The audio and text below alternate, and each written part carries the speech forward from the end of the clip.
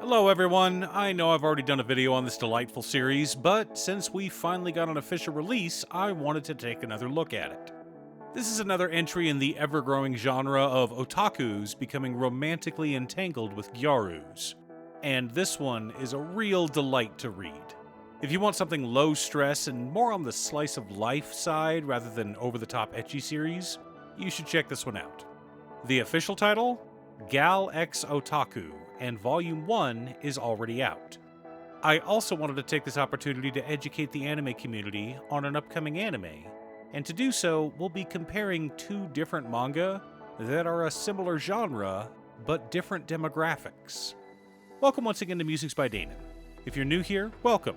My name is Danon. I'm currently reading over 600 manga and light novels, and my two favorite genres are fantasy and romance.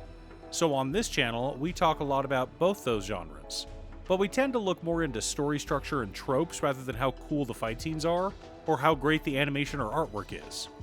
Also, and I know it's annoying to keep hearing this, but statistically if I don't ask you to like and subscribe, the video gets fewer subscribers.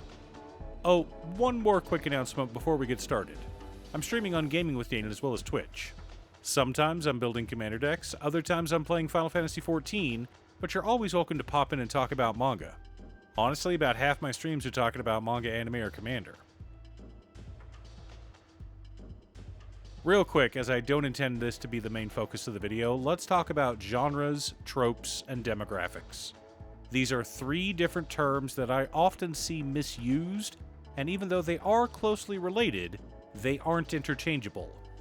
Demographics refers to the intended audience, genre is the type of story, and tropes are what make up a story.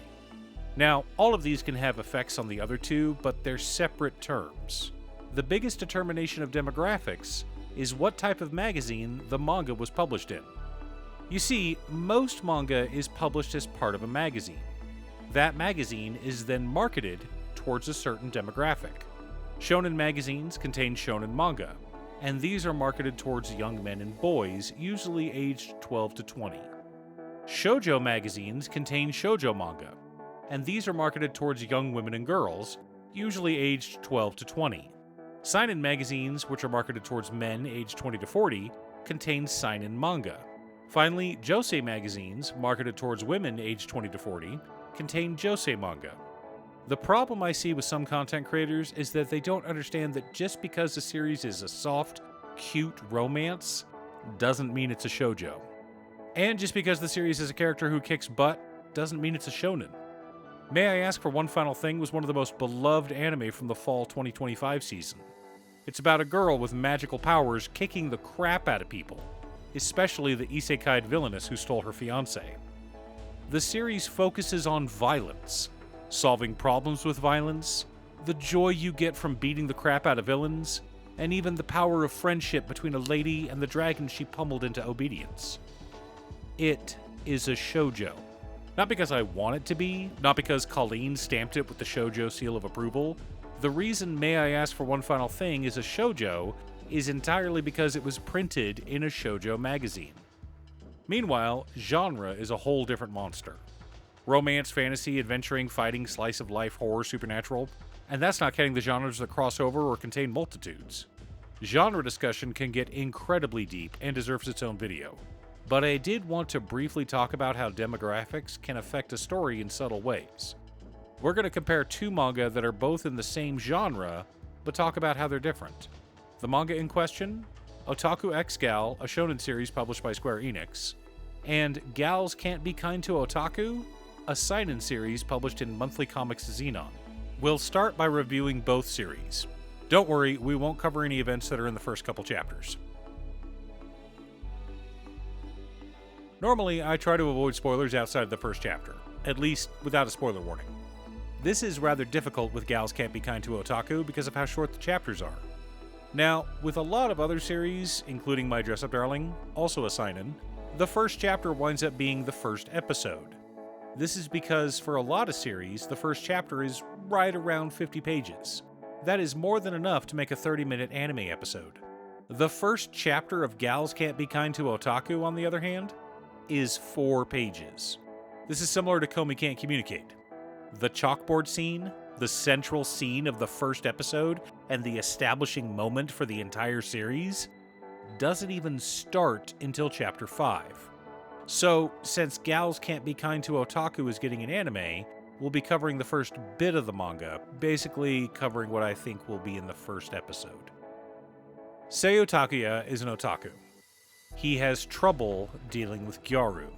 He blames it on being an otaku, but personally I think it's for a different reason. You see, he's extremely autistic coded. I won't come right out and say that he's autistic, but as a content creator in the geek space, and someone who's been hanging out with geeks since I was a young boy, there are a lot of autistic people in the geek space. And most of them obsess over a single thing. And I don't mean obsessed with anime in general, I mean someone obsessed specifically with anime elves. Someone who only reads shonen action series and stops reading them if there's even a hint of romance. Someone who only reads cute romance series, and if there's a hint of a harem, they drop the series. In Seiyo's case, he's obsessed with Glittermon, a Pokemon clone made for little girls. Now, I don't mean that Glittermon is a shoujo. As I stated earlier, shoujos are for young ladies and teenage girls, usually aged 12 to 20. I mean for little girls, age 5 to 8, give or take. Now, Seiyo was bullied about this in the past, so he knows to keep it a secret. But he just can't help loving the series, and, of course, bringing the limited edition Glittermon eraser that he just won to school with him. An eraser that is quickly stolen by Ijichi, the bright and bubbly gal who sits in front of him. I say stolen, but she really just borrowed it, fully intending to return it after she used it. Otaku are no match for girls, much less Gyaru. And as we all know, Gyaru control the world. And Seiyo is just unlucky enough to be in a class with two of them. The first one, Ijichi, is a typical tanned Gyaru. Blonde hair, bright and bubbly personality. Just a fun person to have in class. But otaku hate outgoing people. Well, hate is too strong of a word. They can't handle them. Otaku often feel strong self-loathing, but they're lacking the will to improve themselves. Or maybe they just don't realize they can change themselves. After all, they're only reading manga every day about characters going through struggles but fail to put two and two together and realize that they themselves can also improve if they put in the work. Kinda like how everyone hated the Empire in Star Wars, especially in Andor, but fails to make the connection to the MAGA fascists. Much easier to blame the problems on others than it is to examine yourself and try to improve. Like how otaku blame the world for how much they suck. Fortunately, this is a seinen, not a shonen. More on that later. Now, you'd think that Seiyo would have an easier time dealing with the other class Gyaru, Amane. She's a cool beauty and can be pretty aloof. But no, Seiyo can't handle her either. Now, is this because Seiyo is an autistic otaku who has difficulty dealing with anything outside of his wheelhouse? Or is it because he's a teenage boy and has difficulty dealing with pretty girls? The world will never know. Initially, Ijichi believes the Glittermon pictured on the eraser to be Pikachu from Pokemon. As an otaku, Seiyo is driven to correct misinformation about his favorite series. Again, not sure if this is an otaku trait or a neurodivergent trait, but regardless. No, this isn't Pikachu, actually it's Kepi.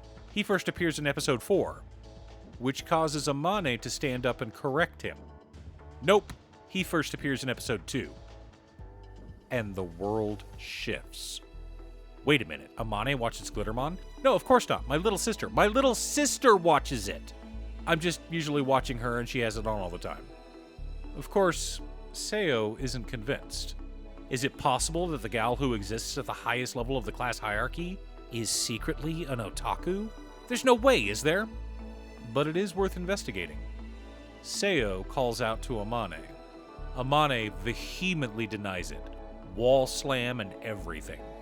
So, since it's your little sister who loves Glittermon and not you, that means you have no interest in this limited edition keychain, right?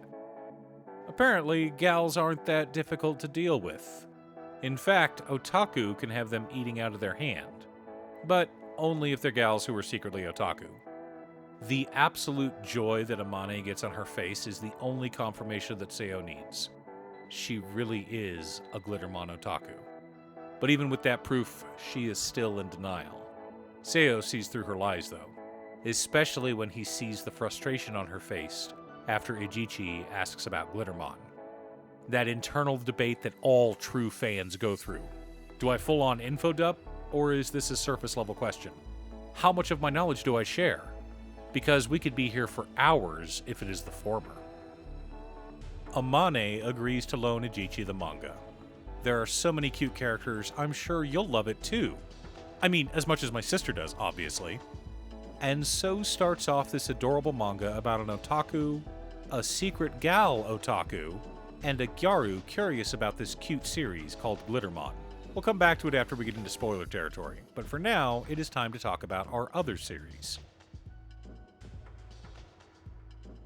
Otakura Koichi, 15 years old and a first year at a new high school, learned in middle school that he should keep his nerdy hobbies hidden. Not because he's embarrassed by them, but because kids are mean and enjoy bullying anyone who is different. So during class time, he tries to keep his drawing a secret. Unfortunately, he is still spotted by the class Gyaru, Narumi Yua.